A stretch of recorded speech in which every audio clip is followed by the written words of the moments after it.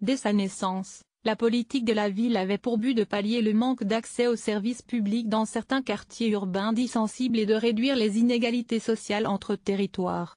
Ces questions se posent toujours aujourd'hui avec acuité, alors que dans certains quartiers le taux de chômage peut être jusqu'à 2 fois plus élevé que la moyenne nationale. 40 ans après la création de la politique de la ville, Emmanuel Macron et son gouvernement ont une manière bien à eux de fêter cet anniversaire. Comment croire en effet le secrétaire d'État à la cohésion des territoires et son ministre de tutelle quand ils nous disent que son budget sera sanctuarisé en 2018, alors même qu'on nous a annoncé une baisse des subventions aux associations, une baisse des APL et une diminution drastique des emplois aidés. L'indécence des ministres Mézard et de Normandie atteint des sommets quand ils viennent célébrer en Seine-Saint-Denis la politique de la ville à laquelle ce gouvernement a porté un coup fatal. Il y a là une hypocrisie et un mépris qui n'ont rien d'étonnant de la part d'un exécutif qui, quand il parle d'incitation à entreprendre, semble faire référence aux fainéants qui feraient bien de chercher du boulot plutôt que de foutre le bordel. En diminuant de 46,5 millions d'euros le budget de la politique de la ville, ce seront 2,1 millions d'euros en moins pour des projets des villes et associations de Seine-Saint-Denis. En diminuant de 46,5 millions d'euros le budget de la politique de la ville, ce seront 2,1 millions d'euros en moins pour des projets des villes et des associations du département de la Seine-Saint-Denis.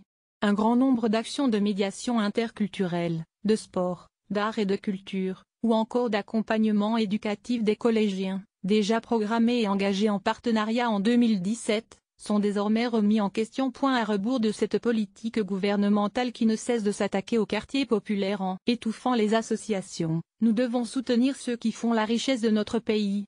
Les quartiers populaires sont un véritable vivier de talents, en particulier le département de la Seine-Saint-Denis qui s'est durablement transformé et qui continue d'évoluer grâce aux entrepreneurs, aux acteurs sociaux, éducatifs, culturels. Ces derniers montrent au jour le jour ce que nous sommes vraiment, le département de tous les possibles. La politique de la ville, c'est 40 ans d'efforts qu'il faut continuer tous ensemble, et non pas les enterrer comme Emmanuel Macron et son gouvernement veulent le faire. Les décisions uniquement dictées par une logique comptable ne constituent pas une politique responsable. Ce faisant, l'exécutif contredit la volonté populaire de faire société face aux défis que traverse le pays. Or, nous avons plus que jamais besoin de l'État pour mobiliser des moyens forts et réparer les fractures urbaines, économiques et sociales qui affectent encore la vie de nos habitants. Lire aussi, ce n'est pas dans les vieux pots que l'on fera les meilleures soupes fiscales, par Stéphane Le Foll. La méthode Whirlpool de Macron, loin des caméras, plus de résultats tous les matins. Recevez gratuitement la newsletter du HuffPost. À voir également sur le HuffPost. Envoyer une correction.